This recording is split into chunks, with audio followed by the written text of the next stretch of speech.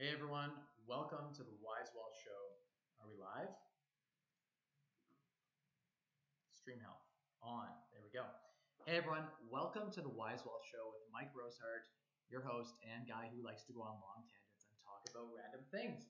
Today we're going to talk, like we mostly do, about personal finance and real estate, but specifically about London, Ontario, Canada. Why is London, Ontario an amazing place? Hey Tommy, welcome to the live stream. As people get on here for the first minute, I typically just ramble, and so that is what I'm going to do. I'm going to ramble.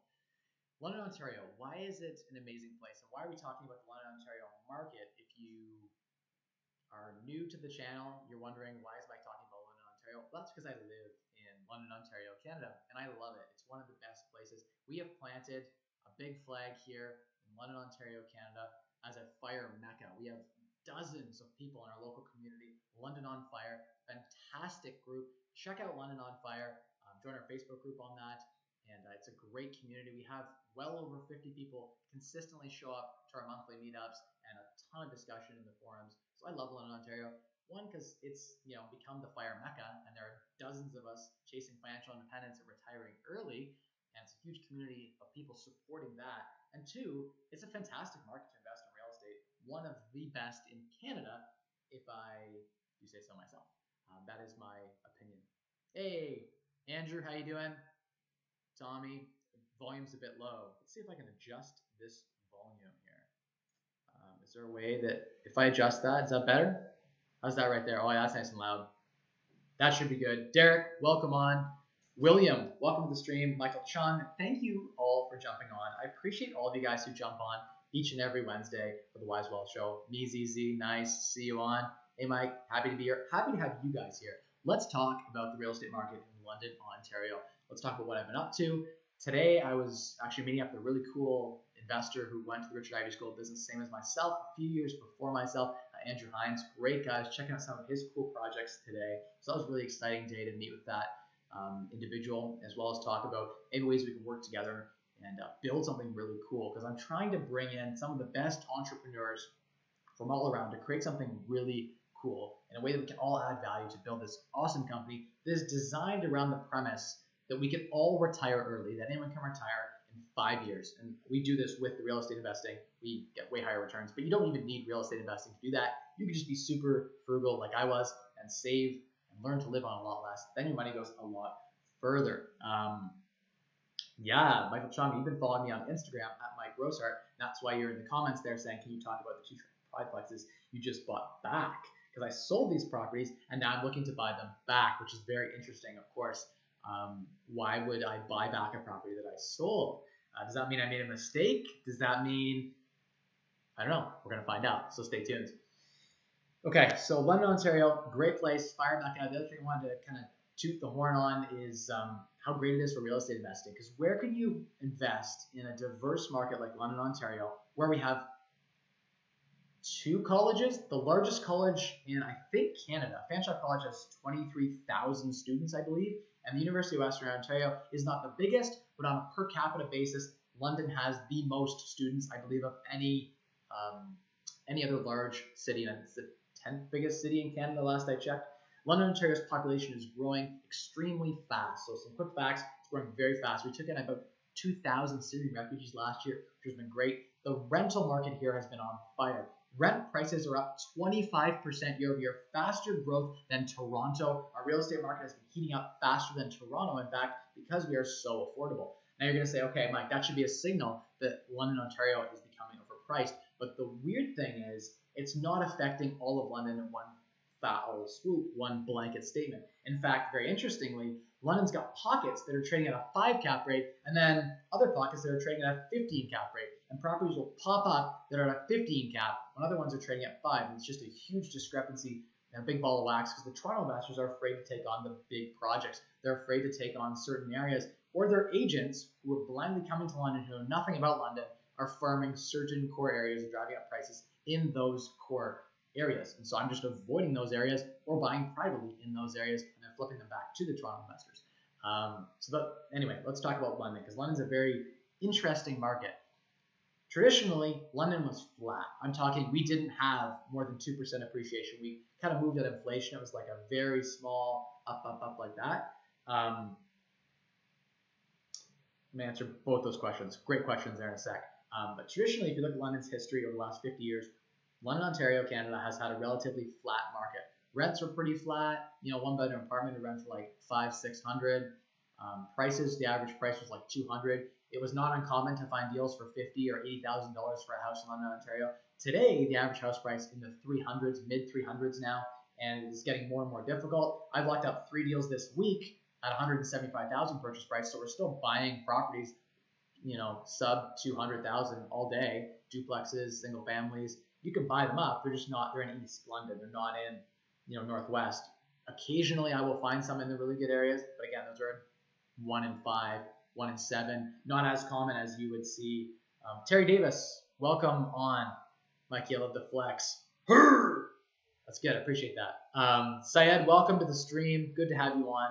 Tommy, good questions. I'm going to get them in a second here. So London, Ontario, we're talking about the overall market. What my predictions are for 2019, which is upon us in, 2.5 weeks? We're into 2019. And I wanted to share some goal-setting stuff, too, while I have this stream out. I set out on the goal to grow my net worth by $1 million last year. I wanted to be a multi-millionaire. I think I said a little over a year ago. And I achieved that goal. So I'm super stoked about that. And I'm super stoked about the next level of goals, which I have yet to achieve. And a lot of that is not really financially based. It's more about hitting certain targets for other people. I would like to make 10 people financially independent. And so I've got a plan to do that. Our investors are all going to be financially independent, at least 10 of them that we got picked out in the next 4 to 5 years through cash flow that has tripled their living expenses. Because with real estate, you can't just rely on one-time living expenses. Since we're getting much higher returns, we want to be really conservative on the rate of withdrawal from the portfolio. So I assume a little bit of vacancy, throw in some additional contingencies in there. But I love the fact that real estate, you can use the leverage to buy property 5 to 1. So you put $1 in real estate, you can buy $5 in real estate. It's a great way they'll control a larger asset base. So $100,000 levered up buys you a $500,000 property. Okay. Snake Eyes 11, welcome. Good to see you on the stream. Happy to bring that up. Jake Wing, good to see you on. Awesome to see you guys on the stream today. Okay. Hopefully the volume is good. I just want to double check. William, is the volume much better now that I adjusted it up? I could adjust it further, but I don't want to have any peaking. Let's try that. -6.8 decibels. Hopefully that's good. Good volume. Okay, so my hair, it's a mess, guys. I hate to see myself in the reflection. It's so bad. I should have really combed it better, but oh well. Sticking out the sides, but whatever. We'll just deal. We'll just keep going. Can you talk about the 2 triplexes you bought back, and did you negotiate to get a deal on them? Michael, this is a fair point. So in my Instagram stories, I shared at Mike Rosehart, if you wanted to follow along. I think the stories might still be out. It might have just expired. Probably part of it's still out. And went through the properties. I actually bought these properties way back, and in the mid 300s, renovated them, spent a considerable amount of money renovating these 2 properties. They're 11 bedroom in each one.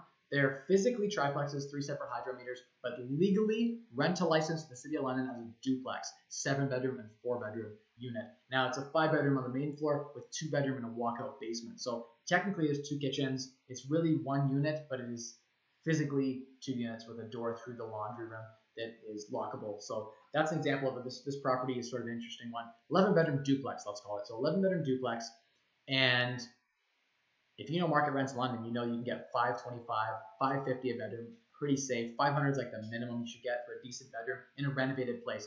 I did all 6.5, so 6.5 kitchens between the 2 properties, like 14 parking spaces, I believe, rough count. And like I said, we've got 10 bathrooms across the properties. I renovated all of them. New vanities, made them really nice, put quartz counters and subway backsplashes and stainless steel appliances. They made it really baller. All the kitchens really nice. 4-bed, 2-bath unit, the good bedroom to bathroom ratio. No one unit feels like they have too many people in any unit. So it's not like it's a 6-bedroom or 7-bedroom in one unit. It's very nicely spaced out. So it's a good property from a cash flow perspective. Do I think that, so we bought it privately. We're going to buy in the low 500s. Now, I think that's probably a little bit high, but you have to look at the cash flow, look at the analysis. When you can bring in $140,000 in gross rents on this property, you run the numbers. At a little over $1 million for 2 of these properties, they can bring in $140,000 in income. Even at the low 500s purchase price, financed up and with a decent mortgage on it, after all your expenses, you're looking at around $60,000 in net income. That's after management fees. That's after everything. That's including mortgage pay down, not including appreciation. So I don't want to bank on appreciation. I think they could probably, once we have them re-rented out to a great group, all in one lease, I think getting those premium rental dollars, maybe we'll even shoot for $600 a bedroom. We might even crank out $150,000 in rental income. When you look at a property like this, right, with that kind of high gross and that sort of efficiency, it's one tankless. It had 4 tanked hot water tanks in them. I pulled them out and put in one tankless Supreme system that did hot water for the whole house on demand. That's super efficient. No water sitting there being heated for no reason. I made these properties super efficient. They're built in 94, 95, so they're relatively new buildings to begin with, but I renovated everything. So it's all pretty much brand new inside. I'm buying them back a year after I sold them. So I sold them, and I'm buying them back for about $30,000 more than each one, about 10%, which is about market appreciation. Given the owners had some issues with bad property managers and things like that. So I'm buying back and somewhat of a discount because it needs some things done to it. But I can add value back to this project, get the rents way up, and our investor can look at bringing in basically a salary from this property. And the down payment is $200,000. $200,000 if you get a $60,000 salary, that's insane net of fees. Let's call it even $45,000 to be conservative. If you're bringing in $45,000 a year from one deal, $200,000 down, finance it all. That's an awesome situation to be in. So that's why I bought this property back. At the time when I sold them, I was on a wavelength, I think, at a time where I was feeling like selling makes a lot of sense, guys, when you're really I wasn't trying to build a business back then. It was just their personal holdings, and I wanted to cash out. I wanted to get like $1 million out and feel like I earned that money, that real tangible cash. And so I did that. And I sold a whole bunch off. I was in a position where I didn't have a good property manager. I went through 2 bad property managers, and it was too much to manage myself. Thankfully, I have a great team of people. And so when I buy a property like this now, I don't have to deal with the tenants. Once I'll deal with the tenant evictions, I might deal with some high level, like when we go around and introduce ourselves, for nostalgic purposes, I will go back and introduce myself to some of the tenants that I placed in there. We'll have conversations about how to strategize on making the property more efficient. But once I get things in, get the systems in place, and things run smoothly, I hand that off now to my business partner, and then we hand that off to property managers and maintenance guys who take care of the bulk of the work. I didn't have those systems. I didn't have that scale back then. So when I sold out of a place of thinking, I just wanted to cash out. I wanted to get some equity out. I couldn't refinance the properties because I didn't have the income servicing. I had just quit my job. So I had no income to qualify for a new mortgage. And so at that time, the only way to get my money out was private mortgages, which were really expensive, or to sell. So I sold. No regrets. Even though you're saying, Mike, you left $70,000 on the table that you're now paying back to this investor to get these properties back. But that's the way the market has moved in London. In fact, I think it's a fair offer. And I'm not trying to rip anyone off because I have a relationship actually with the seller as well. So I don't want to necessarily hurt anyone's, I don't want to step on any toes. I'm not in the business of like ravaging people.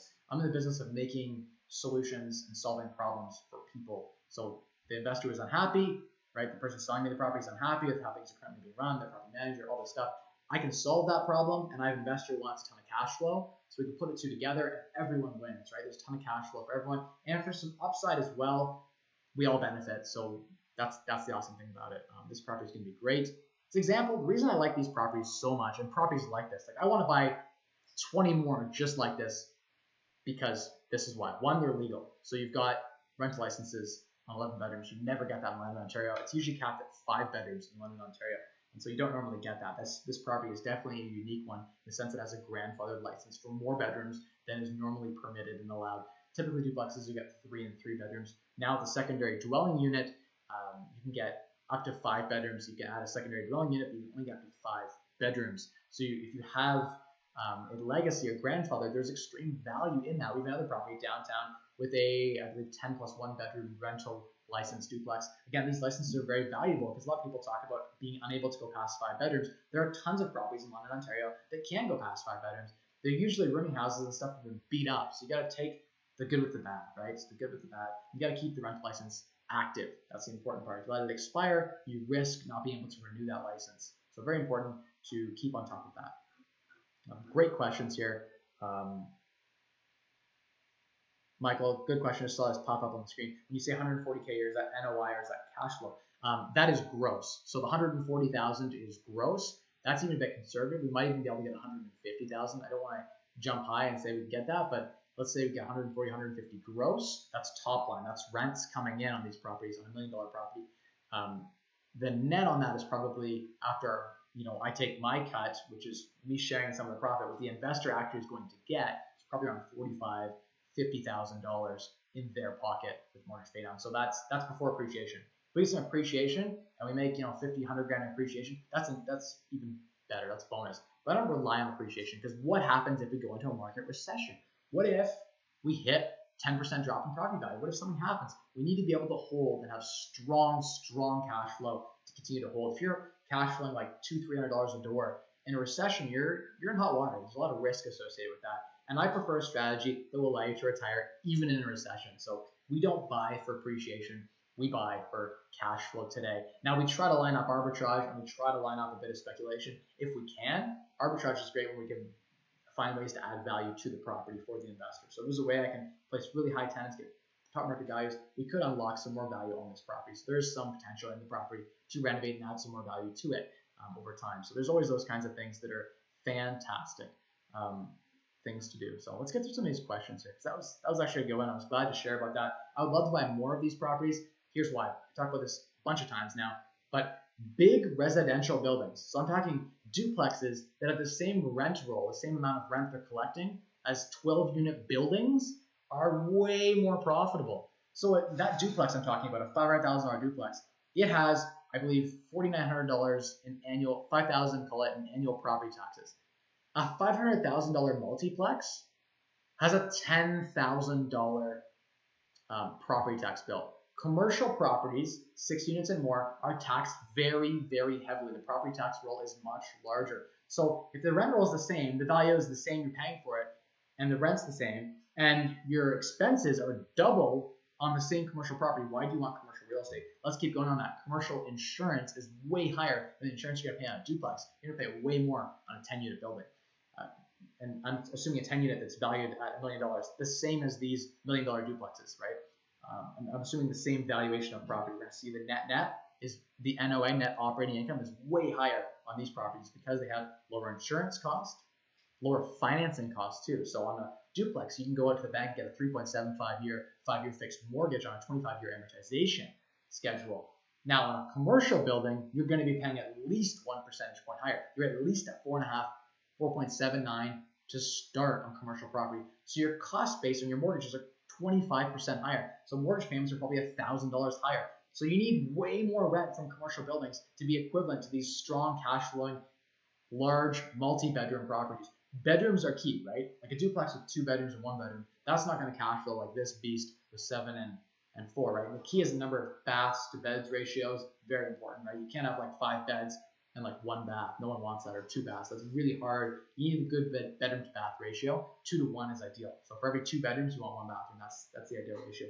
Now with these type of properties, these big mammoth properties, you get economies of scale that you would get in multiplex, but with the cost of residential. So there's a ton of distinct benefits. Huge fan of that strategy. It's one of 6 strategies we employ. We also love like the low cost properties too, the $150,000, $175,000 properties we throw into families. I do family rentals, I do student rentals, I do luxury student rentals, I do young professional market as well. And I like to branch out now. I'm looking into senior care. There's some opportunities there. And of course, Airbnb, we're going to start rolling that up a little bit too.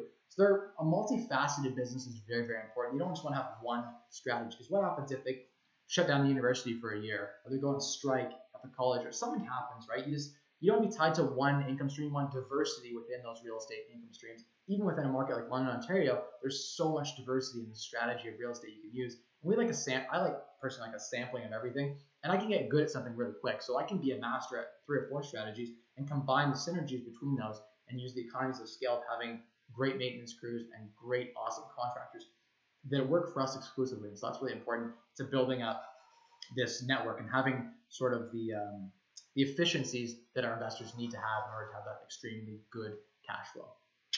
And also the tenant pool is key too. When I'm showing 30 bedrooms, I have 50 or 100 or 200 prospective students come in.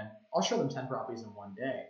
I'll have them bidding and begging for the property. You need to have that network of people, right? The network of tenants, the network of investors, the network of deals. So it's all kind of comes together, and you couldn't do it with just one or two properties. You need to have that huge scale to really have to be an impact or a force, I think, in the market. So sort of my thoughts on that.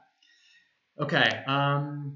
What cap rates can you get in London with properties off the MLS? Tommy, great question. I bought properties off the MLS that were not marketed properly, that were advertised improperly, were under rented extremely. So the agent list rented for 800, and you as an investor might assume, okay, they're getting 800 plus utilities. That's the market rent, and then I'll go and find that I can rent it out for 15 or 1600. So I'll be able to get a lot more rent, and my only downside is getting the tenants out. So that's the only downside risk. We just got to work with the tenant to get them out. Sometimes you have to just pay them. That's the easiest way to do it. We have other strategies too when they won't take cash. Almost everyone will take cash, just a reasonable amount of cash. So yeah, that's basically it at the end of the day. What kind of cap rate? Sorry, I didn't answer your question. We are seeing in London, I see properties on the MLS selling to Toronto investors, and there's a specific pool of Toronto investors that are really interested in super turnkey stuff. Like I'm talking those properties that are just like mint inside. Everything is brand new. Those like 4-bed, 4 baths, or like 5-bed, 5 baths, or 6-bed, 6 bath. Those like really high-end properties, they're selling for like $600,000 for 5 or 6 beds. They're paying $100,000 a bed, and they're getting $700 a month in rent, $750 a month in rent. Do I think there's probably 5% of the Western population that can actually afford the Western University student population that can afford that premium luxury rent? So as long as that market isn't tapped, I think that strategy can work, and it really can. But the cash flow isn't near as strong as, say, buying at $40,000 a bed and then renting it for $600 a month instead of buying $100K per bed valuation price and then getting $750 a month in rent. The ROI just isn't as high with that strategy. So a lot of investors from Toronto, they just don't want any headaches.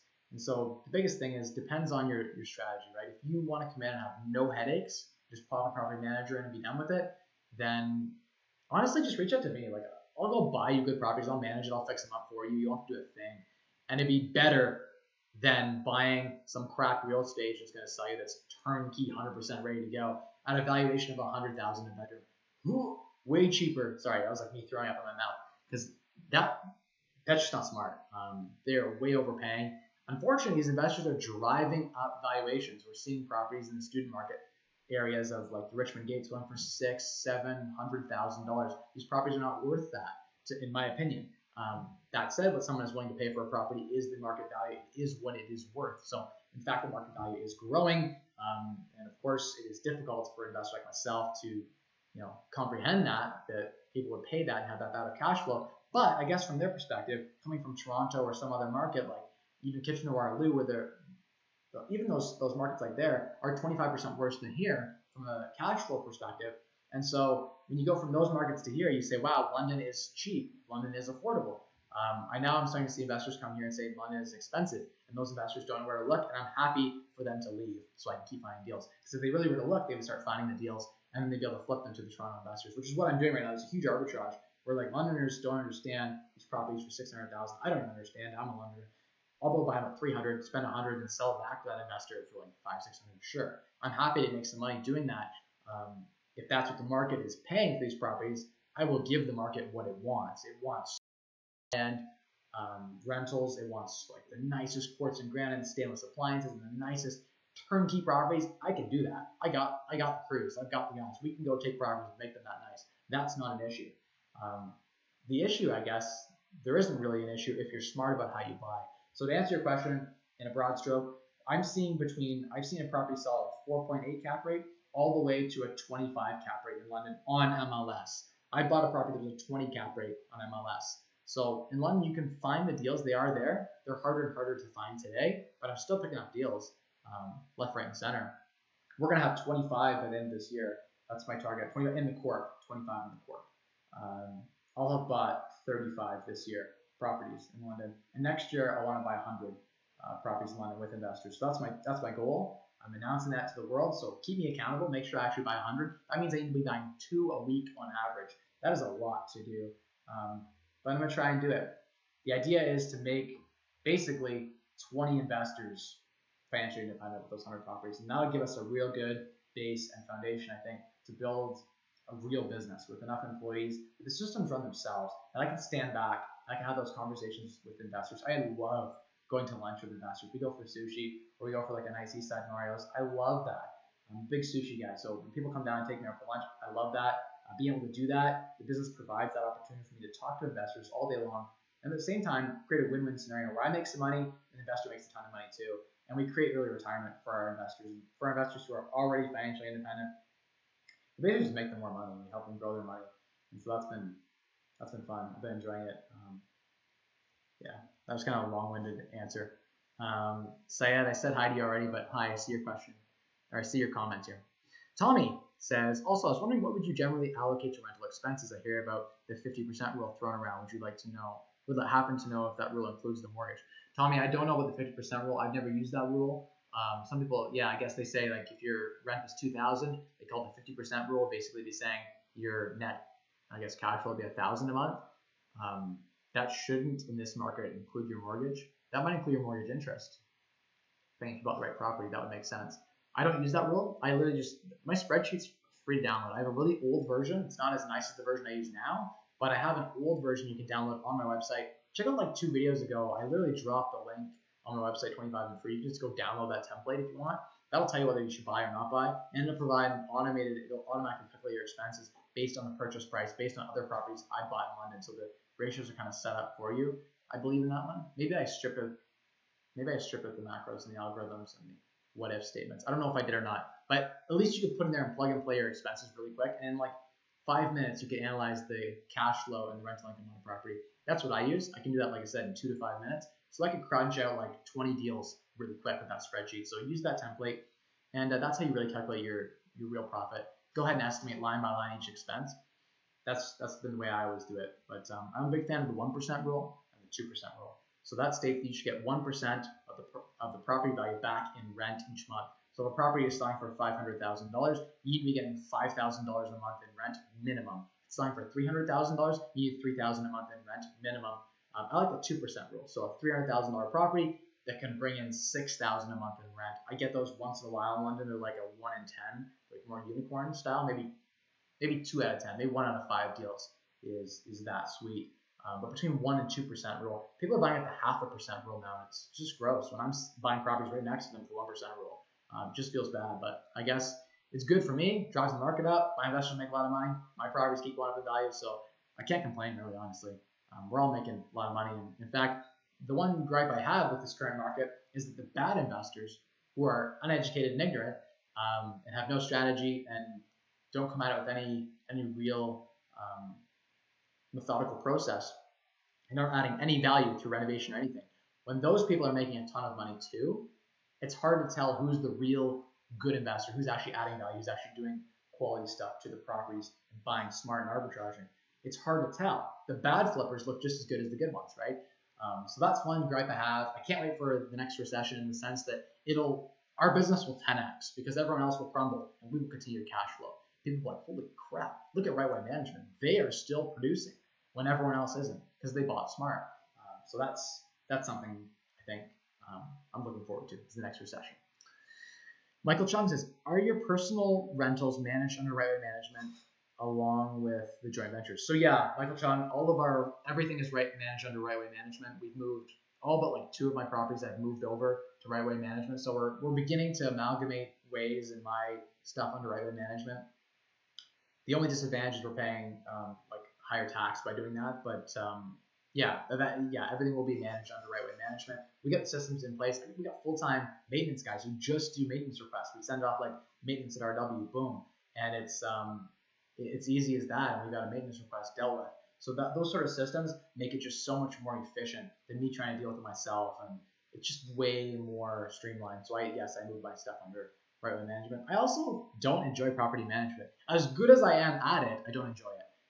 It drains you to deal with the lowest tier of society, right? Especially when I buy a property with bad tenants in it, getting them out, that's draining. To meet these people who are losers, honestly and truthfully, like they're on like Ontario like support, they're doing drugs, they're smoking, they got like 3 kids running around. When you go talk to those people for a little bit about how they can't pay their rent or about how their unit's in disrepair, it's most often their own fault. It's very depressing. You talk to these people, who you could change your life by just doing this one or two things differently. They just don't want to. They have substance abuse problems, mental illness. When you associate yourself with those people, those types of properties, C and D properties, they drain you. I hate managing C and D properties. So we convert all of our properties to B plus, A minus. I only like to deal with tenants with something to lose. As bad as that sounds, you have to have money in your bank account or something to lose. If you have something to lose and your time is valuable, you will not go to the landlord tenant board. Only the tenants who have nothing to lose, who you really don't want as tenants, are the type that require all the time. The good tenants don't message me with problems. The good tenants call the plumber and fix the problem themselves and say, hey, Mike, I'll split it with you half. I called the plumber. I didn't want to trouble you. I didn't want to trouble you. The rent is automatically deposited in your account. The bad tenants don't pay their rent. They're always harassing you. So bad properties require double or triple the management time. So that's my gripe about managing bad properties. So that's why originally, you guys know, I avoided areas like really deep East London. Old East Village used to be really rough. Dundas used to be a really rough corridor. Other people were investing in that market, and like Gussick, McKeever, and Kellen have made a ton of money in this market. So I was totally wrong to have avoided these markets. But I did it for an emotional reason. I didn't want to deal with these low class. This drags you down, man. Dealing with people who aren't. Yeah. Anyway, I'm gonna stop my rant. Okay, let's keep going here. All the joint venture, we basically, when we partner with people, we do two contracts set up: a percentage of profit sharing and a management fee as a percentage, basically of we take a percentage of cash flow, equivalent to about a quarter of the cash flow on the property. So a lot of guys are partnering and doing the 50-50 model. Pretty much everyone else in the industry does 50-50 model. So they do 50% of upside net of all costs and renovations, and then you get 50% of the upside, and 50% of the cash flow is a very common model that everyone's using. I don't use that. I'm taking half the cash flow of everyone else because it's not about the money as much for me. It's about building a sustainable big business that can employ some friends and help people get financial independence. So we do end up taking, it works out to around a quarter of cash flow by taking a flat percentage of rents up front. So it's a lot easier to do it from an accounting perspective too. So we don't have to go and wobble and squabble and have a fight about what is the net income, right? Some people are throwing in depreciation, some people aren't. It's difficult to calculate that, and it's just annoying to calculate that each and every month. So we've kind of set up our own system. It works really well. Terry, Mikey, no like button. I don't think there's a way for me to like your comment, but I would appreciate if you like the video. That'd be cool. Interacting with the video is a good thing. I appreciate the core people who are on here. If you're watching this right now and you're one of the core 20 or 30 people that pops on, thank you so much for watching. It wouldn't be the Wise Wealth Show without you guys, so I really do appreciate you jumping on and watching the Wise Wealth Show. Without you, we wouldn't have a show. What is your minimum cap rate for you to invest? Michael Chung, it very much depends on the investor profile, the risk level, and the property. So if I have an A-level property with one tenant in it that's paying rent on automatic payment through email transfer, and they're the best tenant, super clean, super wealthy, never going to call you, the property is like turnkey as hell, a 7 cap rate can be good because there's no capital outlay, there's nothing, it's just cash flow from day one. But if I'm going to buy a property that's like a duplex or a triplex or a student properties require more risk, more energy, more effort. Those types of properties, the other property I was telling you is I'm picturing a condo in my head, right? Like everything's taken care of, and net of the condo fee, you've got a 7 cap rate. So and that's where it could make sense. On the other side, you got a single detached family house that maybe is student rental or whatever. I'm looking for minimum 10 cap rate. I don't want anything less than a 10 cap rate. I would like higher. If I could, 12 is ideal. Now, people are thinking that's crazy because people in Toronto are buying at a 3, in Vancouver a 3, and a 4, and a 5 cap rate. But yeah, I just have higher standards. I'll find the properties. 20% of the properties meet my criteria currently. So that just means I have a very distinct, limited pool of properties I can buy that'll meet the requirement. Okay. Okay, Snake Eyes sent a message here. It says, please analyze this property on Zillow. I can give it a try. Can't guarantee anything. We're streaming, so I might screw things up. Windsor. Okay, let's see. 90 Pittsburgh Street, Windsor, Ontario. 3 beds, 1 bath. $99,000. Now, I don't actually know the Windsor market as well as I know the London market, so I can't speak to area in the same way that I could in London, because in London I can speak to it. It looks like it's kind of close to the bridge. Just looking on the map here, you guys can't see what I can see, but it's kind of close to St. Clair College Windsor campus-ish. It's a little bit of a ways across the highway and stuff. Over the bridge, looks like, I don't know. Okay. Cute west-facing 3-bedroom, 1-bath home. Needs some cosmetic updating, but well worth the effort in this big double lot. Open concept main floor, plenty of space to make it your own. Gas, forced air, heat. $99,900. I mean, how can you go wrong buying a house for under $100,000 unless it has major structural issues? I mean, unless Windsor isn't here in 30 years. Windsor isn't that stable. Oh yeah, need some capping on the eaves. The roof looks bad. Definitely some drywall damage on the ceiling. Floors are rough. Okay, so I might just spend 30 or 40 grand. Okay, so the question I'm going to ask you is, what is your goal with this property? It's the first thing. Jonas, welcome on. HC, how you doing? Jonathan Wood, hey, welcome on. Good to see you on. Mark Smith, good to see you on. Jake Wayne. Okay, so my question again is, what are you hoping to get out of this property? If it's, I don't know if it's in a good enough location for a student rental. You might be able to squeeze out some student rentals. 3 beds. Maybe there's a way you could add more bedrooms to it. Probably convert a dining room to another bedroom or something. In that case, 4 beds, 1 bath is a tough ratio. You need another bathroom too. No one wants to share. No 4 people want to share. Like a 12 bedroom house with like 3 bathrooms, that's terrible. I don't know how people rent those out. I know people do. They somehow make student rentals work, but you need more bathrooms in a 4 bedroom, 1 bath. So if you add another bedroom, you need to add another bathroom as well. I don't know if the space permits for that. It's an older house. Does the basement allow for, is there the headroom of minimum 6'5" under clearances finished for you to add living space down there? That's a question you have to ask yourself. Is it an old enough basement that it's dry? Would you want to finish it?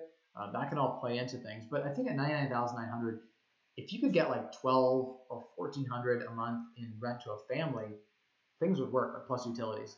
The numbers would work. In a place like Windsor, I would expect almost 50% more cash flow than I would get in London, because in Windsor you don't have the same appreciation that you have in London. You don't have the same market resiliency that you have in a place like London. London, we've got huge education. Like we're 600% bigger, I think, from a student perspective.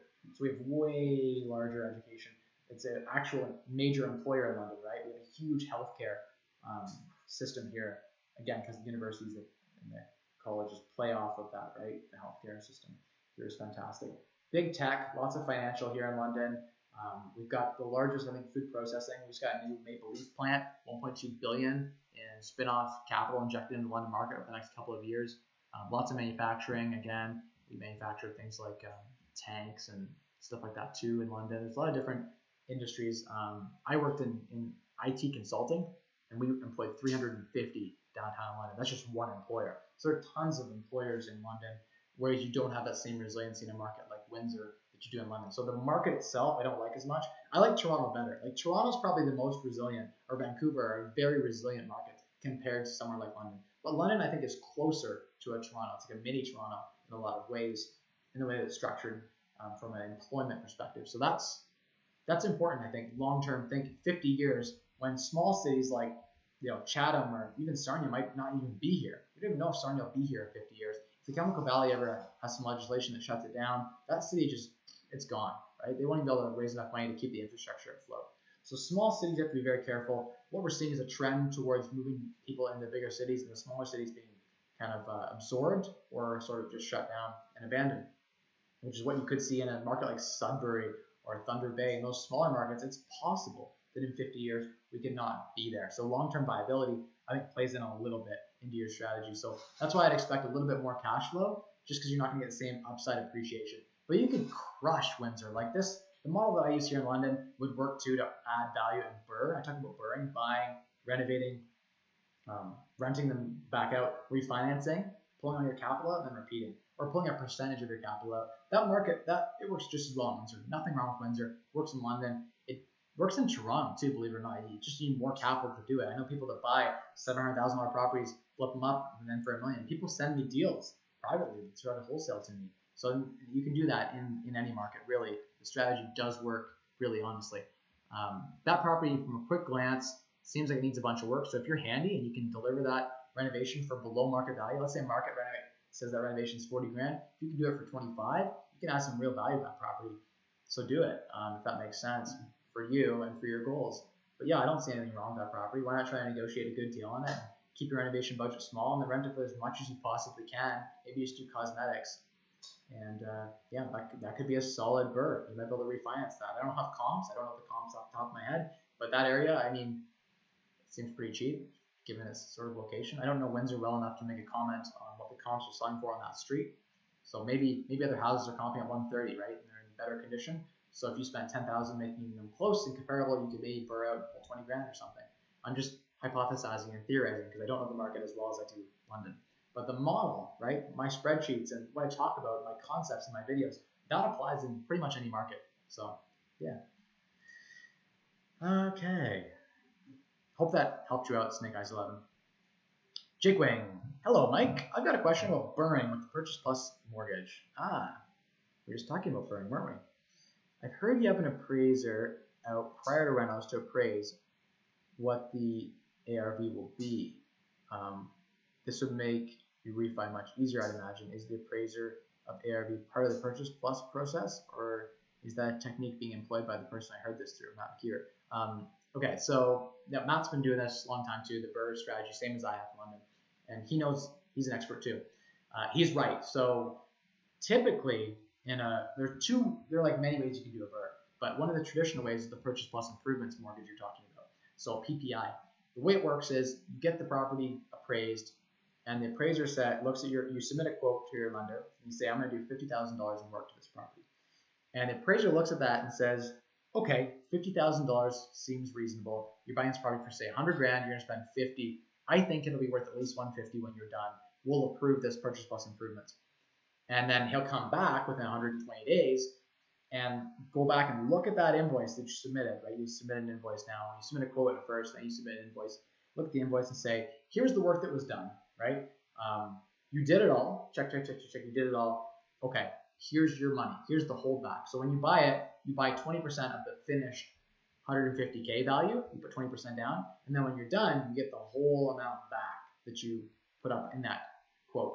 Typically, you can go up to $60,000 with Scotiabank, I believe, or I think it's 20% of the purchase price, if I'm not mistaken. Yeah, 20% of the purchase price is the max, up to $60,000. So on the $250,000, $300,000 house, you can do a $60,000 quote and get the money back. This works best if you submit a $60,000 invoice or quote, and then you do the work for $20,000. So you get the $40,000 spread back. To get a really good BRRRR where you get all your money back, you buy a HELOC or a private mortgage or a cash, and then you throw a mortgage on afterwards. Get it appraised after all the work's done. Get an appraiser to come in and say, he says it's worth 180, let's say, instead of 150, because it's actually market value.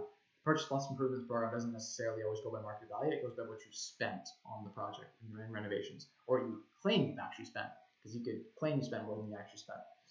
And that's where the arbitrage opportunity is in doing that.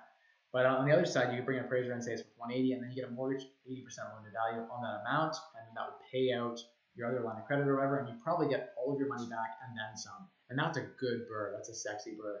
And that's kind of the way you do it. So yeah, definitely. Hope that helped you out, Jake. Hope that explains how the BRRRR works. There are multiple ways to do it. Purchase Plus Improvements is not a true BRRRR. It's a partial BRRRR. But it's better than buying a property and dumping money in it and then not refinancing anything at all. You're just having more equity in your property. That's the worst. You don't want that from an ROI perspective, return on investment. Volume's good. Hi, Mike. Can't wait to drop by over the holidays to see you. Yeah, definitely. It'd be great to have you pop in for a bit and spend a little bit of time together. That'd be awesome. Hey, Mike. What do you think about the Woodstock, Ontario housing market? Mark, good question. I am not overly enthusiastic about Woodstock. I think it's a bit of a ways outside of London, so it is kind of close to the 401 though, so there are distinct advantages to being close to the highway. My long-term play is that small towns will disappear. I think that long-term, all the small towns will disappear, and we'll end up living in big metropolitan areas, because it just doesn't make sense to run the infrastructure to a small town, right? The water lines, the sewer, all of that. It makes way more sense to have it all in one big city. So small cities, I think, are going to disappear long term. And that's what we've seen, right? Like Canada was traditionally a bunch of small cities, and so it's sort of amalgamated into bigger cities, and that's what you see in places like China and stuff like that. So you see that people coming together in the big cities and people starting to work all in the big cities and live in the big cities. So honestly, I hear good things about Woodstock. It's much more affordable from a cash flow perspective, but you don't have the same vacancy rates like you have here. We have no vacancy in London. Like, it's like you rent a unit like that. Super easy right now. We have a great plethora of wealthy tenants. And I like tenants with something to lose. The best tenants have something to lose, so they have money, or they have good jobs. There's less of that in Woodstock. You get more of those B-class type families and tenants. They're just working families with no money in the bank. That's a riskier proposition to me. I know people who crush it in Woodstock. Guys like Sean crush in those areas. So you can still make money. And the strategies, like I said, that I use to burr, they work in pretty much any market. So people tell me it doesn't work in my market. It's not true. You're just not doing it right. You just got to tweak it a little bit for your market, but it works in every market. To do it in Toronto or Vancouver, you just need more capital and a better network. There's tons of private deals in Toronto and Vancouver, tons of wholesale deals, tons of people just buying property off the MLS. You just got to get in on that and become part of that. You got to buy smart. So I know people who buy in Toronto on MLS, and they still make money because they're smart. They're adding value. They're arbitraging. So that's the important thing. Danny Sharma, good to have you on. Thank you for joining in, Danny. Appreciate it. Thank you for the comment as well. Dropped off. Volume is good. Thank you. Awesome. When you say 140K a year, is that net operating income or cash flow on the duplexes? Yeah, we answered that question already. I saw it pop up, so we answered it. It is gross, so not net operating. Net operating, again, a lot closer to $45,000 a year, which is, again, a job for most people on one deal, $200,000 down, plus some upside on appreciation and arbitrage down the road. Jonathan Wood, welcome to the stream. Good to see you as well. Okay. Oh, I just scrolled down and lost everything. Okay, is your deal analysis Excel template available for us to download? Terry Davis, it is.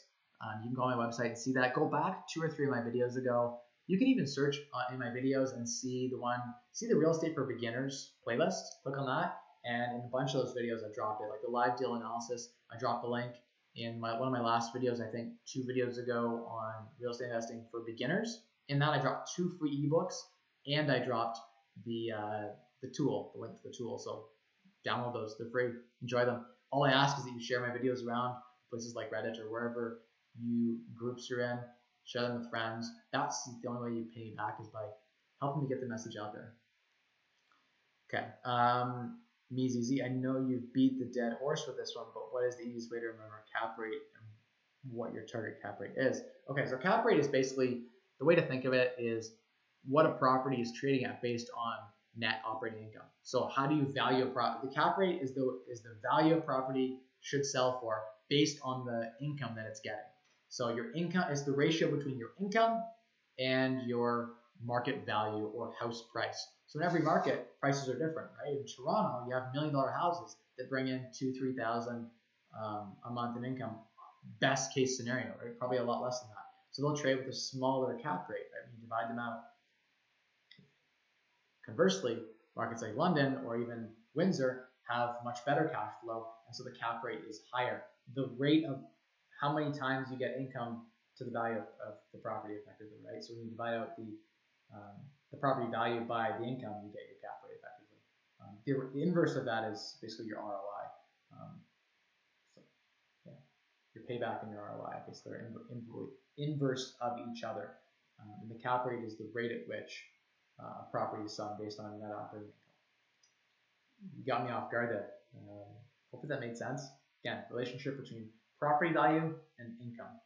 So more income equals more property value based on a cap rate methodology of valuation. So if you check out my video on how to get a rockstar appraisal and the 3 ways you value property, I talk about the 3 ways that appraisers can use to value properties. One of them is the income approach, and it relies heavily on cap rate. Single family properties you go to live in, they don't tend to trade based on cap rate, they tend to trade on comps, so comparable properties and analysis. Today, most income properties trade on comp plus cap rate.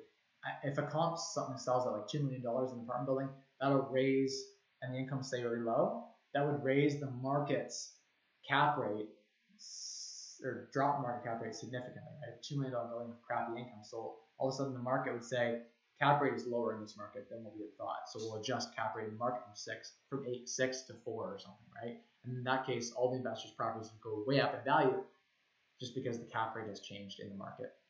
So usually to increase value on a property that's a rental property, you need to increase the income. That increases the value. So every dollar more in rent you get is another dollar in valuation of the property. Mike, how do you feel about designer and brand name clothing and shoes, luxury cars, BMWs, Benz, Mercedes-Benz? Do you think the purchase is justified if you have the adequate cash flow? Terry. I'm personally not a guy who loves luxury. I'll buy quality. I'm not afraid to buy quality, but like the stuff I'm wearing is not. My whole wardrobe is like $10. Seriously, I go to thrift stores to get things cheap. I do that because I don't put a lot of value in luxury brands. I also drive a Ford Focus. It's economical, good on gas. It's a nice big gold color, so it's easy to pick out in a lot. It's, again, a compact car. I don't have a Mercedes or a BMW. I could easily afford one, right? I'm at a point now in my stage in life where my passive income is really quite large, way more than I ever need to live. But I'd rather just spend that money more effectively in other areas of my life. To each their own is sort of my general thought. You shouldn't be driving a Mercedes or something like that if you're not making any money. Like if you're just making like $30,000 a year, you don't get to have nice things until you've earned them. You shouldn't get something until you've worked for it. So I'm a big fan of that line of thought. Work for something really hard, then you can have it. But to each their own. I mean, I'm not gonna try to sit up here and say on this pedestal that like, oh no, hold my nose up. You guys can't have your luxury cars, your luxury whatever. Just build it into your plan. If you need to have that, you think you need to have that, question whether you need to have that. And then if you decide to have that conversation with yourself and you eventually come to the outcome that you realize, okay, I need this thing in my life. I need this Mercedes. It's the one thing that means something. I need to have that. That's okay. Build it into your budget and realize that I need this thing. So I'm going to have to work 5 years longer in my life, over my entire life, to continue to have Mercedes in my life for the next 60 years. And if you're okay with that trade-off, that's cool. Eventually get to a point where I'm going to be at soon where I have so much money coming in, I just need to spend it somewhere or give it away. And so I would always, rather than spoiling myself with luxury, I might just give more of it away and help new investors out and spend. I have a lot of time usually, so I give a lot of it away to people who reach out. And now it's tiring. I'm actually getting tired of people asking to come visit me and wanting to talk on the phone, only because I'm doing it like 30 hours a week now. I'm literally spending 30 to 40 hours a week talking to people, and it's tough. It's a lot. So I need a break for the holidays. Looks like you're back into it after getting some much needed rest. Get after it. That's right. This week I had 11 and a half hours sleep the other day. It's fantastic. It was everything I needed to catch back up. So take those times for yourself to relax. And I honestly think luxury is spending time with family. Luxury is having a good night's sleep. Luxury is having quality friends to spend an afternoon with. That's luxury, honestly, truthfully. You're not I've watched my mom has a Mercedes she drives around, and my dad a BMW and a Land Rover, still does. And my mom her credit cards are racked up. Probably shouldn't share this out loud, but whatever, it is what it is. She's probably not gonna watch this anyway. But at the end of the day, it comes down to decisions, right? People think they need this in their life, and they make choices, and they have to pay the consequences for those choices. So I grew up, I'm the opposite, bro. Like I'm super frugal, where each of my parents are separated, but they each have their own ideals around luxury, and they think that because they have no money, they should enjoy luxuries now because to make their life better. And I would argue you should just change your life so you can have a better life. They need this luxury because they're working so hard. But if they just saved, they wouldn't need the luxury to feel better about their lives. They'd just be happy because they would be free. That's my sort of high-level thought on financial independence and avoiding luxuries. That said, sometimes luxury things pay off, right? Good quality pair of shoes will pay off. Good quality laptop will last longer, and sometimes it makes sense. If you can find that item already depreciated, used on Kijiji, like my gaming laptop with dual graphics cards and 16 gigs of RAM and i7, I paid $500 for it. Probably $2,000 retail, but I didn't pay retail because I knew it would just depreciate. So that was an example of a choice that I made to have that luxury item, but I got a used one. The problem with cars specifically is that BMWs and Mercedes, those luxury European cars, are very expensive to maintain. They cost a lot when things break, thousands of dollars. Whereas the Ford's quick and easy to fix. If something breaks, like a tire rod end, the parts are cheap. Mechanics don't charge a lot to repair them. So you have lower maintenance costs on a cheap. My car is $2,500 I bought it for, and it'll hold its value. And 3 years from now, I'll probably sell it for the same price. So I have no depreciation. There's no cost to my car. My maintenance will be nothing, like a few $100 a year. That's how you should have a car. That's the efficient way to do it.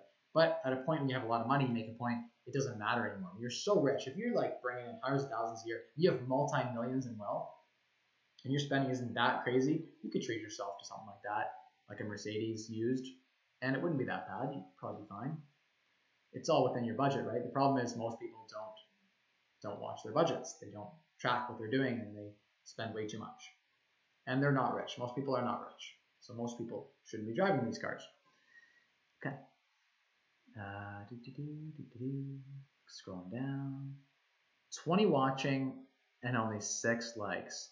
Like up this video. You can't beat the ROI with the knowledge Mike is throwing out there. Tommy, thank you so much for that comment. Yes, I agree 100% with that comment. I'm trying to throw out free value for you guys. Hundreds of dollars in value each and every Wise Wealth show consistently for you guys every single Wednesday. All I ask is that you watch it, enjoy it, and share it. If you can like that too and hit that notification bell, that'd be cool. When I drop a video, it'd be nice if my subscribers actually got notified I drop videos. I've been looking at the data, and most of my subscribers aren't even getting notified when I drop videos. Don't know why the YouTube algorithm hates me, but I need help. Someone, if you're good at SEO or you have time, you want to share my videos, help me optimize them. I would love to trade value for value, to learn how to do that better, to get that out there. I'm just not obviously good enough at that. And we're trying to get better. I've been trying to keyword rank and work on things, but the YouTube algorithm has not been forgiving. It has not been kind to Mike Rosehart YouTube channel. That's okay though, because the core 500 get value, and that is what I was out to do here, was to help, at least someone, right? And a lot of people are getting value here. I feel good helping people. That's the important part. And you people are watching, you're the people that matter, especially you people on replay too. I want to hear about it in the comments that you're still watching an hour in. I want to hear that you're still getting value in some way. And if you have a question, drop it in there. I try to respond to all my questions. I love to respond publicly on YouTube. I know a lot of people like to take their questions private. The problem is I repeat myself again and again, answering the same types of questions. It would be great if they were on the actual YouTube channel instead of on Instagram or Messenger, where no one else can see them. Because then someone else might have the exact same question as you and see my answer, and it could help them too. So there's a reason I don't do coaching. I don't really do coaching or courses because I don't believe in the paid transaction associated with that. Really, it's not a place that I just want to be in. It's just not a space that I'm interested in right now.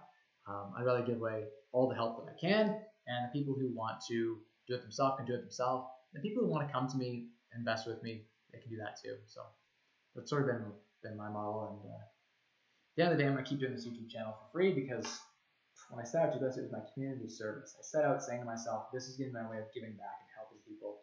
I've been so fortunate in my life. If I had someone like myself to mentor me years ago, I'd be even further ahead and further along. So I want to be that person for you guys.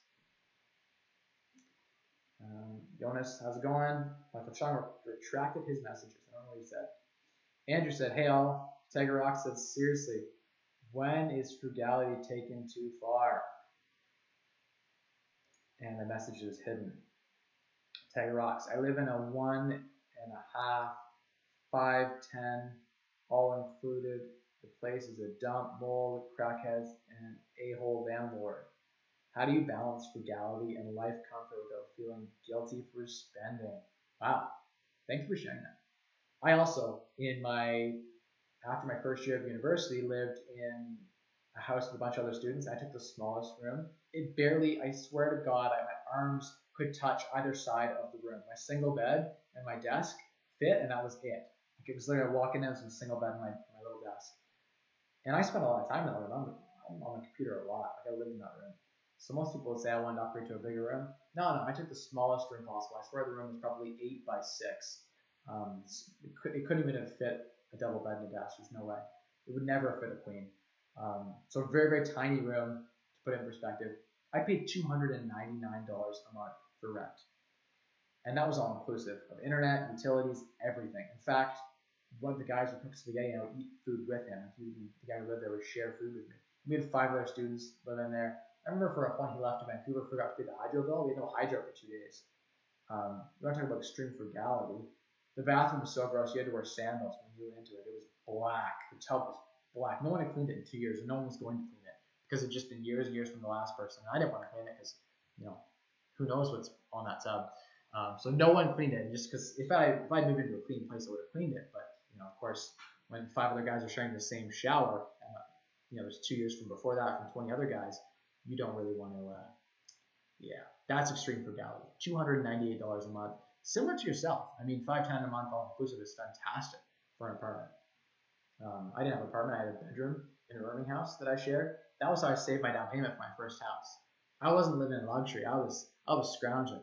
I was eating $80 a month for my food. I was going and buying like spaghetti, making a big batch, and then freezing the little containers and vegetables. I would cook them all up in one big batch, and a big thing of broccoli on sale. Cut it all up, and I have portions set out for like the next 2 weeks. And I bought very economically and spent a lot of time prepping the food because I had a lot of time as a student, but I didn't have a lot of money. So I traded my time to save money. And that's what it's about. That's what frugality is about. So when is the line too far? I think at my stage in the game now, I am being way too frugal. A multimillionaire should not be scrimping over $2 in line at McDonald's. They should not be like, counting their pennies trying to save $1. I should be spending my time buying deals. I can make $10,000 like that, just spending an afternoon looking for deals and calling a few people that I know. So I should be spending my time better. But in the beginning, I think that's when frugality matters the most. Once you've built up a certain level of savings and wealth and proven yourself, you can treat yourself to little luxuries. But I don't think that someone right away with no money and tons of debt should start off just treating themselves to things. You don't treat yourself until you've earned it. You got to earn it.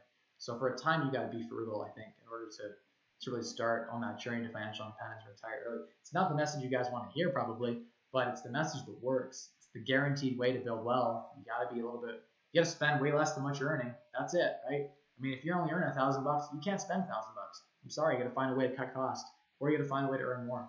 Ideally, do both, and get as big a margin as you possibly can. So how do you balance it? You find ways to enjoy the small comforts. I'll go and find broccoli on sale because I loved steamed broccoli with a little bit of cheese on it. Delicious. I know it's non-vegan. Don't hate on me. I'm not vegan.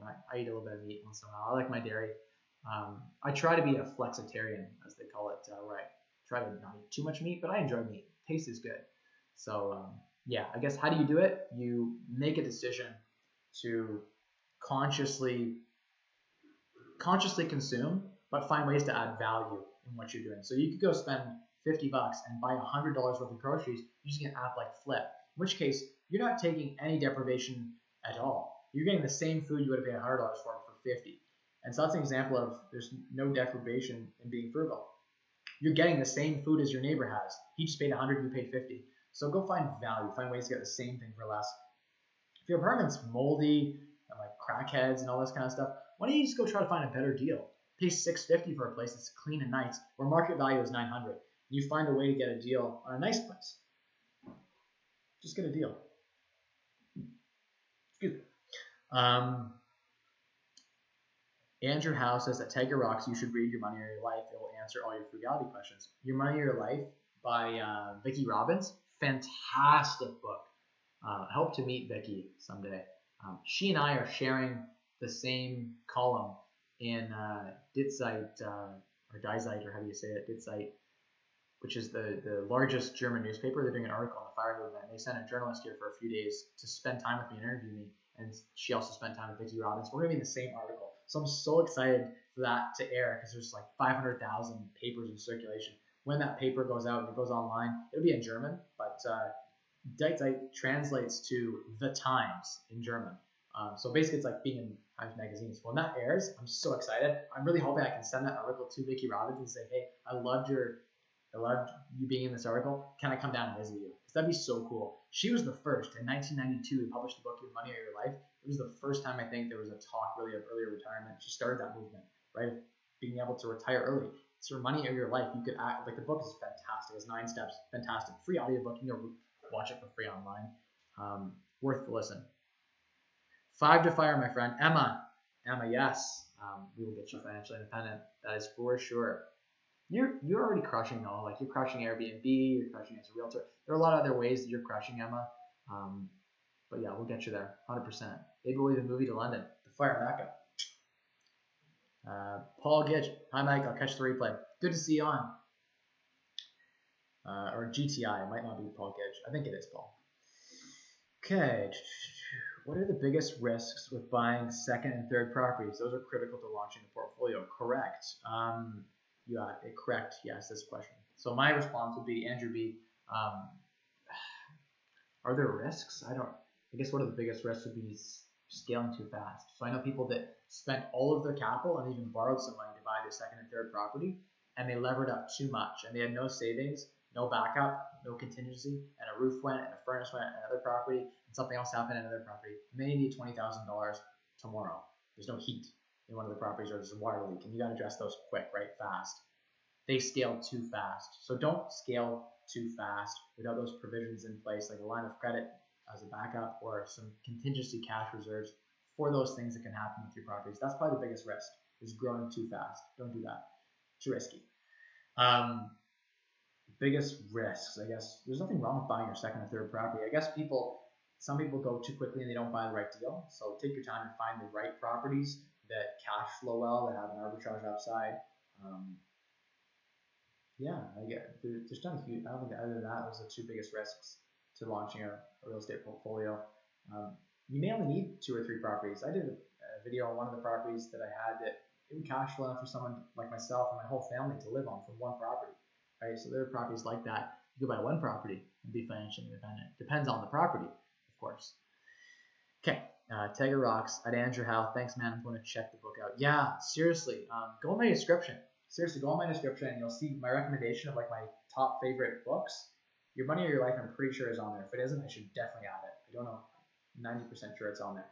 But one of my favorite books, one of the first ones I ever read, even before The Retirement Extreme by Jacob Von Fisker, which is, again, a great book, which outlines early retirement. And for me, it was one of the first places I really codified that learning and that set that goal to retire early and do that at 24, 25 years of age. Anyone can do it in 5 years.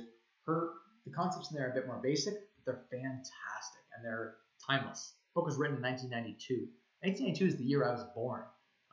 So it's still strong, going strong today. Great book. Nick Leather, how did you personally figure out how much passive income you needed to retire? And did you buy a few extra units to account for possible vacancies to ensure you had enough at all times? Yes, and yes. So how? You take 25 times your annual living expenses or 300 times your monthly living expenses, and that is your number.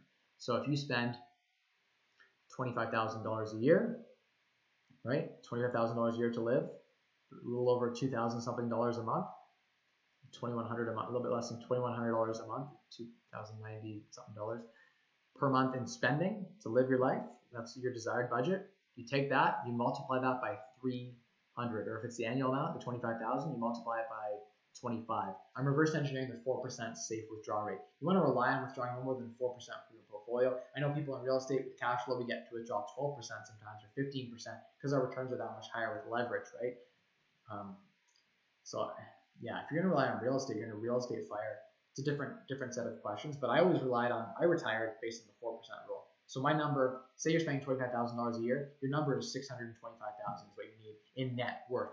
All of your assets minus all of your liabilities or debts equals your net worth. So that's what it is. But people can retire with less than that number. Some people need $50,000 a year to live, in which case they need $1.2 something million in net worth. Yeah, I mean, it's up to you. That was what I used to retire. That's how I knew that I was ready, because I didn't rely on my real estate portfolio at all. My net worth was, even if I sold my property and just invested it at like 4%, I'd be all right. But with real estate, yeah, I was getting 20, 30% rates of return. Of course, I built it so that I expected to have double my income. So my rental properties had to provide double what I needed to live each month in net income. That was my line of safety. I felt like if a couple properties were vacant, I was relying on half of what I actually needed. So that'd be one rule of thumb you could maybe use, is half of your rental income. The easiest way to do that is to just learn how to spend less and live on less, because then of course you need a lot less to retire on. How did you not over leverage yourself? I definitely over leveraged myself at certain points. I used line of credit to protect myself from downside, so I got open lines of credit unsecured as backups, and even started using those to buy properties. I took a bit of risk, there's no doubt, and I probably borrowed more than I should have. But my wife and I were both working, and we saved almost like 88% of what we were earning. So every paycheck, like if I had a furnace break, in 2 weeks I got a paycheck for $2,000 for my job, right? And that $2,000 going right in my account. I didn't spend $1 of it. So I was using every paycheck to float. So I would get a furnace put in, and I'd say I can't pay it for a week and a half. And then when my paycheck came in, I'd use that. So that's if you're really tight, but you're really frugal, and you're saving all the income you got coming in, and it's a guaranteed salary, you could maybe make that stretch. That was what I did. And I felt comfortable in knowing that I had a job, and I was an A performer at my job, so I wasn't going to lose my job. And we had 2 incomes coming in, as well as some lines of credits there as really big backups, like 8%. So that's, I guess you can set up layers of redundancy. It is obviously a risk, right? I wouldn't recommend growing as quickly as I did. I probably should have taken an extra 6 months and just slowed my journey down a slight bit and been taking a lot less risk in doing that. But if you're buying I would just saving the down payment on each property and then borrowing and pulling that money out and buying another one. You can check out my video, how anyone can buy 10 properties in 3 years. I put out a strategy you can use using extreme frugality and a full-time job to basically to do that. And it's not that risky, I don't think, following that strategy because you've got layers of contingency. Okay, I see what I was missing. Thanks, Mike. Jake, hope that helped. Hope that clarified. If you want to listen to it on replay, that segment, Jake, where we talked about burring with purchase plus improvements versus a traditional refi or traditional refinance strategy. 1 hour in the stream. Thanks, Mike. Thanks, Michael Chung. Appreciate that. I'm going to wrap this up. It's almost 8:30. I'll power these last few comments. I mean, if I were to put the asset in place before I get the luxury and use the cash flow to make the payments, essentially getting me what I want for free, is it justifiable? Terry, you're stretching a bit. Yeah, that's better than just paying for it with expenses. It's better to buy an asset that's producing cash flow to pay for that thing. That's what I do now. Like when I want to go on a vacation, if I want to buy a Mercedes right now, I just go buy one more property and say, okay, let's bring me $1,000 a month. There it is. That'll pay for like 2 really nice cars. I could just go buy a Lambo. I could go rent a Lambo or a Ferrari and just buy one more property and use the cash flow from that to pay for it because I don't need income from it. So that is one way you could justify a luxurious purchase. Definitely. I'm thinking about doing a charity property actually. I've been looking for a really cool rental income property that would generate some solid income that I can just donate entirely to charity in my local market. I want someone to reach out in London who's here. If you know anyone who's got like a junior achievement type program or something, I would love to sponsor something like that and start giving back. So that's my next plan, is to buy a charity property and donate $1,000 every month from that rental income right into charity. But I want to have it impact the local market. It's really important to me to have a local impact. So definitely something I'm considering. You can use cash flowing assets like real estate where you get great returns, like 30% rate of return. Take your money you're going to donate anyway, invest it, and then donate the growth from that amount. So that's why I say when you win the lottery, you don't give money away. You take all the money, you put it aside, you give your friends and family and charity and all those people the growth. That's the smart way to do it, because then you're not actually spending any of the capital itself. And the growth should be significant if you've got capital saved up or you won the lottery. However, it would be the best long-term decision to reinvest the cash flow. Of course, Terry, that's why the snowball works so well. In my video where you buy 10 properties in under 3 years, it's because you're reinvesting all the cash flow. So it gets to a point where you're saving a down payment in 2 or 3 months. This is where I was at. I had so much cash coming in from the rental income and my day job and all these different things coming together that I was saving down payments really quick and buying with my own money. That's kind of how it works. Hard though, because I enjoy designer.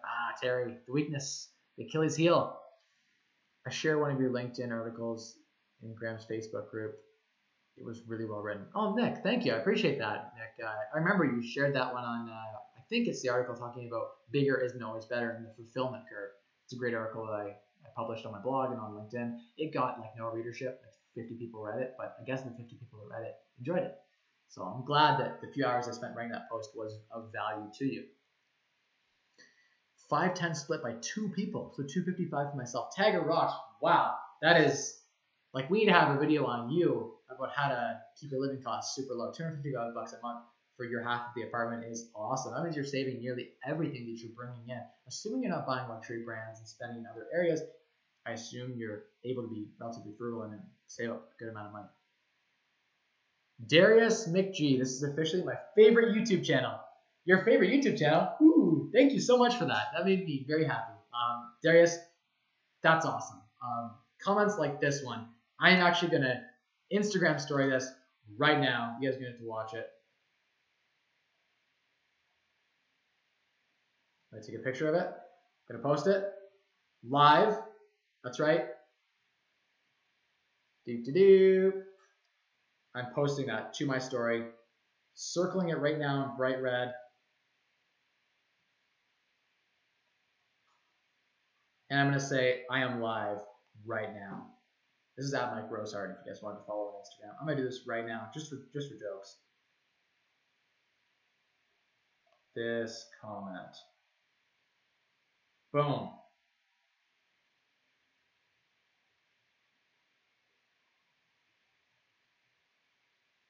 Okay, posting. Whoever stayed with me, thank you for that. There we go. On my Instagram story. No, I want to stream. Okay. Thank you so much for that, Darius. I just shared you right on Instagram. So there you are. You're in my Instagram stories. That means a lot to me. There are a lot of you guys who reach out and say this is your favorite channel. I appreciate that so much. That is why I can't quit. That is why I can't stop. I can't stop on you guys. I got to keep going. I am doing the Wednesday and the Saturday drops, so you people are still watching. I'm going to drop videos every Saturday around noon, so tune in for those. It really impacts the algorithm when I drop a video in the first hour. However many people watch it and watch it all the way through and then click through to the next video. Click-through rate, very important. How many people click on my thumbnail? How many people, let the ads run or whatever. But watch time is really important too. So whether you watch the whole video through, you watch the first minute and then click somewhere else, that tells the algorithm, hey, they didn't like the video. Don't put it in playlists. So if you guys watch videos, this video this Saturday is going to be on whether you should incorporate your properties or not. Do you incorporate or not? Do you incorporate your business? Do you incorporate your real estate holdings? When does incorporation make sense? So I did that right before this stream. It'll go up on Saturday, so check that out. It would mean a lot to me if people note in their calendar for noon Eastern time to jump on the channel and grab that video, watch it in private mode, watch it on 2 computers, send it to your girlfriend, send it to your boyfriend, send it to your in-laws, send it to someone, because if people watch the videos, then they do better. This video might be a bit too specific and too much value add for YouTube. YouTube prefers entertainment to value add. That's why my channel doesn't blow up. That's why the algorithm probably hates me. Providing too much value. Stop providing value. Start providing entertainment. I guess that's what someone actually told me, word for word.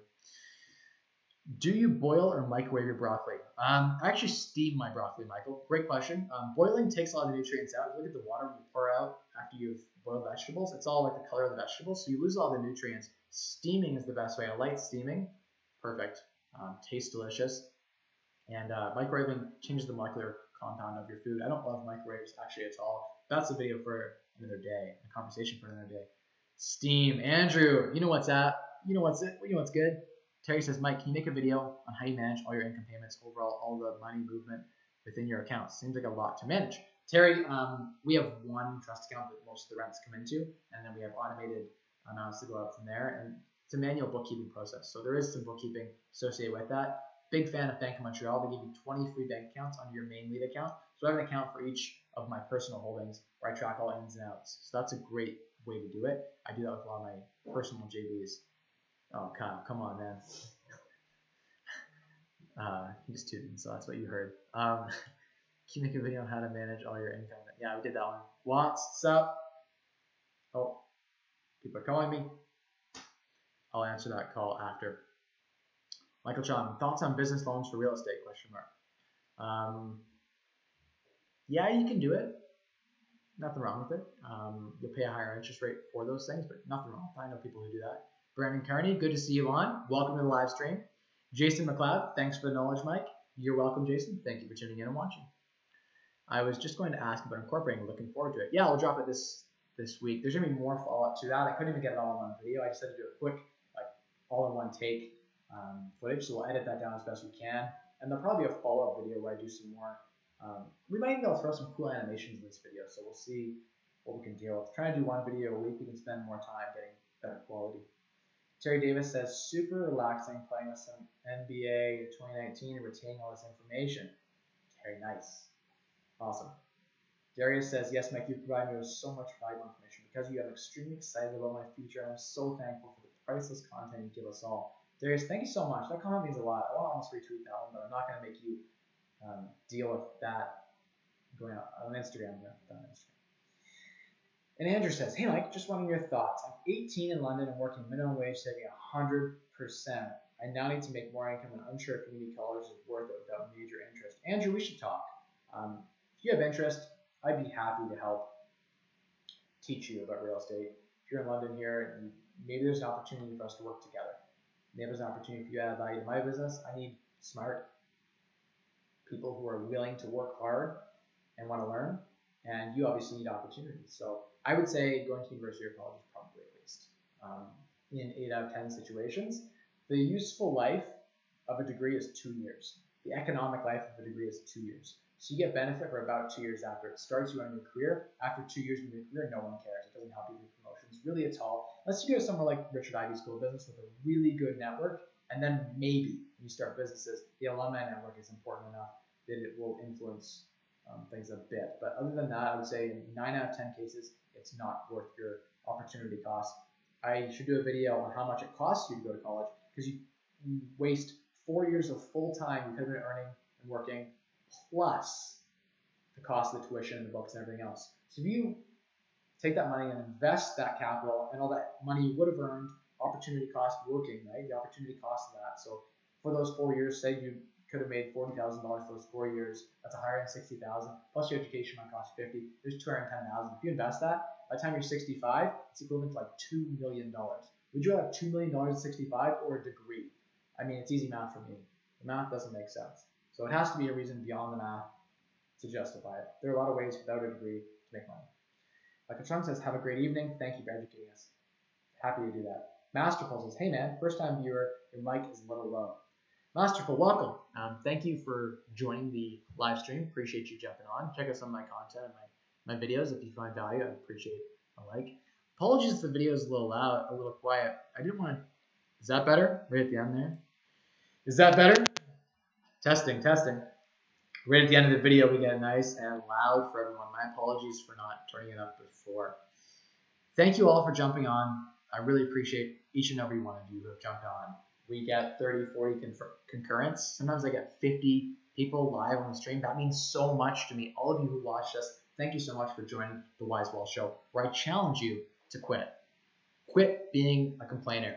Quit your job, ideally. Quit all the things that are dragging you and holding you back. And let's start opening up opportunities where we can make more money and better manage our personal finances. Because the secret to unlocking a wealthier you is simple. There's 3 levers, and I say them in the order of importance for most people.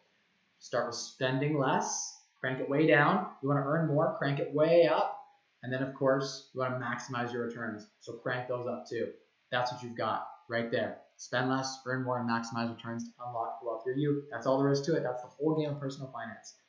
Mike, thank you for the comment. Really appreciate that. Thank you everyone for jumping on today.